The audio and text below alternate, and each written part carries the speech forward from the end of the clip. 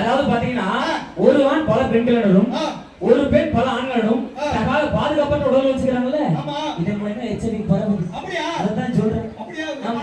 ஒருவனுக்கு ஒருத்தி என்ற தமிழ் பெண்ணுங்க அத ஓரங்கட்டி வச்சதால இந்த நிலைமைய ஓரங்கட்டி ஒதுங்கி நின்ன லாரிதானுங்க ஓரங்கட்டி ஒதுங்கி நின்ன லாரிதானுங்க இப்போ ஒப்பாரி வைக்கின்ற காலமாச்சுங்க இப்போ ஒப்பாரி வைக்கின்ற காலமாச்சுங்க. எல்லோரும் கேளுங்க எச்சரிக்கை வேண்டுங்க எல்லோரும் கேளுங்க எச்சரிக்கை வேண்டுங்க ஈஸ்வர் உயிர் கொள்ளுங்க நீங்க ஏளனம் செய்திடாதீங்க நீங்க ஏளனம் செய்திடாதீங்க.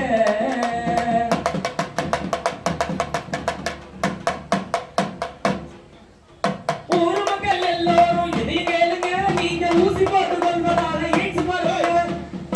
என்னனே ஃபர்ஸ்ட் சொன்னேன் சரி ஒருவனுக்கு ஒருத்தி அது மூலமா வந்து எச்சை பண்றாங்க சரி இப்போ ஊசி போட்டு கொண்டதால வந்து எச்சை பண்றாங்க அப்படி கேளு தெளிவா அண்ணே நம்ம வாலிபர்லாம் இருக்காங்கல்ல நம்ம இளைஞர் பசங்க இவங்க என்ன பண்றாங்க இந்த போதை ஊசி ஒண்ணு இருக்குல்ல இந்த போதை ஊசிய உனக்கு ஒரு குத்து எனக்கு ஒரு குத்து பக்கத்துல யாரா வந்தாங்கன்னா அவங்களுக்கு ஒரு குத்து அந்த அக்காவுக்கு ஒரு குத்து இப்படி மாத்தி மாத்தி ஒரு குத்து குத்திக்கிறாங்க.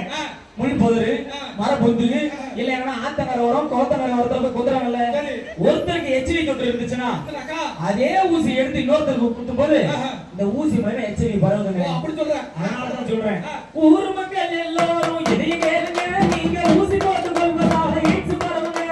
உண்மென்று இறுதியாம நீங்க கேளுங்க உண்மென்று இறுதியாம நீங்க கேளுங்க உங்க டாக்டர் கிட்ட புதிய ஊசி போட சொல்லுங்க உங்க டாக்டர் கிட்ட புதிய ஊசி போட சொல்லுங்க. எல்லோரும் கேளுங்க எச்சரிக்கை வேண்டுங்க எல்லோரும் கேளுங்க எச்சரிக்கை வேண்டுங்க ஈஸ்வர் உயிர் கொள்ளுங்க நீங்க ஏளனம் செய்திடாதீங்க நீங்க ஏளனம் செய்திடாதீங்க.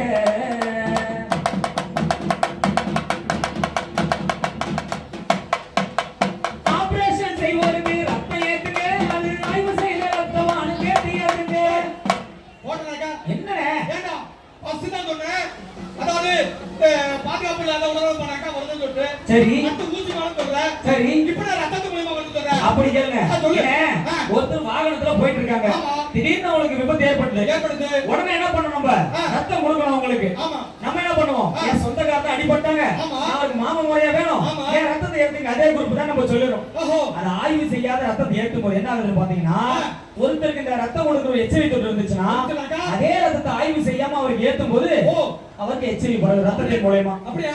அதனாலதான் ஆய்வு செய்த ரத்தமானு கேட்டு சொல்றது. ஆபரேஷன் செய்வோருக்கு ரத்தம் ஏத்துங்க அது ஆய்வு செய்த ரத்தமானு கேட்டு ஏத்துங்க.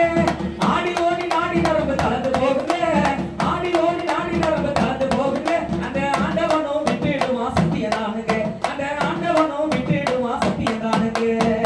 எல்லோரும் கேளுங்க எச்சரிக்கை வேண்டுங்க எல்லோரும் கேளுங்க எச்சரிக்கை வேண்டுங்க ஈஸ்வர் உயிர் கொள்ளுங்க நீங்க ஏளனம் செய்திடாதீங்க நீங்க ஏளனம் செய்திடாதீங்க நீங்க ஏளனம் செய்திடாதீங்க.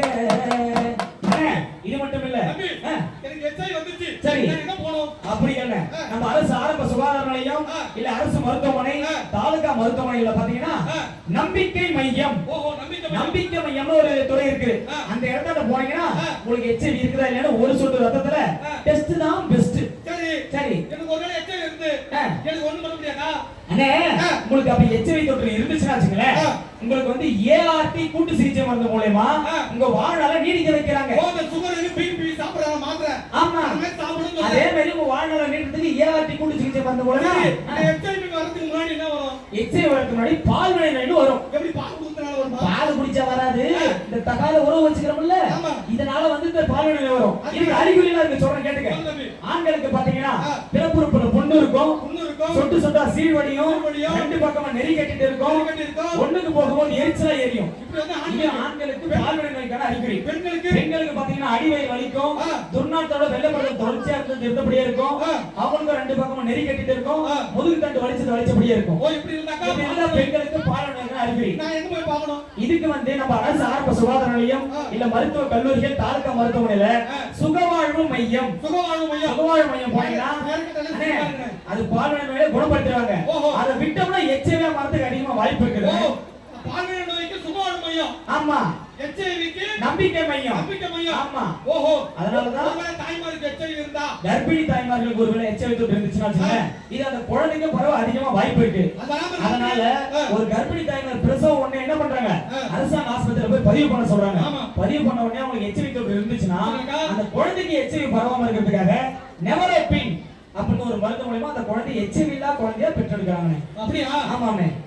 நல்ல செய்தி சொன்ன தம்பி. சரிங்க. நம்ம தமிழ்நாடு எய்ட்ஸ் கட்டுப்பாட்டு சங்கமும் மாவட்ட எய்ட்ஸ் கட்டுப்பாட்டு அழகு சேர்ந்து அது மட்டும் இல்லாம தொண்டு நிறுவனத்திலிருந்து வருகை வந்திருக்காங்க. சரியா? இந்த மாதிரி எல்லாரும் வந்திருக்காங்க. அதனால அனைவருக்கும் நன்றி தெரிவித்துக் கொண்டு நம்பிக்கை மையம் சுகவாழ்வு மையத்துக்கு போங்க, சுகமோடு வாழுங்க என்று கேட்டுக்கொண்டு இந்த வாய்ப்பு வழங்கிய நமது திருவண்ணாமலை மாவட்ட